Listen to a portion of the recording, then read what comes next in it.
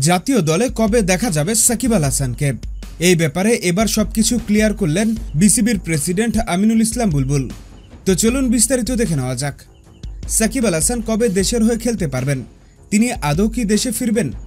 এসব নিয়ে ভক্তদের মাঝে কিছুটা কৌতূহল রয়েছে। এদিকে সাকিবের সম্পর্কে এবার আমিনুল ইসলাম বুলবুল বলেছেন, সাকিব কিন্তু সব ফরম্যাটের ক্রিকেট থেকে অবসর নেননি, সুতরাং তিনি এখনও জাতীয় দলে আসতে পারবে।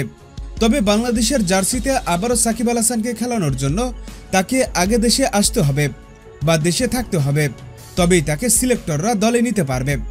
আমিনুল ইসলাম বুলবুল বলেন, সবকিছু নির্ভর করছে সাকিবের উপর। এদিকে বিসিবির প্রেসিডেন্টের এই মন্তব্য থেকে বোঝাই যাচ্ছে, সাকিব আল হাসান যখনই দেশে ফিরবেন তখনই তাকে বাংলাদেশ জাতীয় দলে সুযোগ করে দিবে। সাকিবের জন্য বাংলাদেশের দরজা একেবারেই খোলা।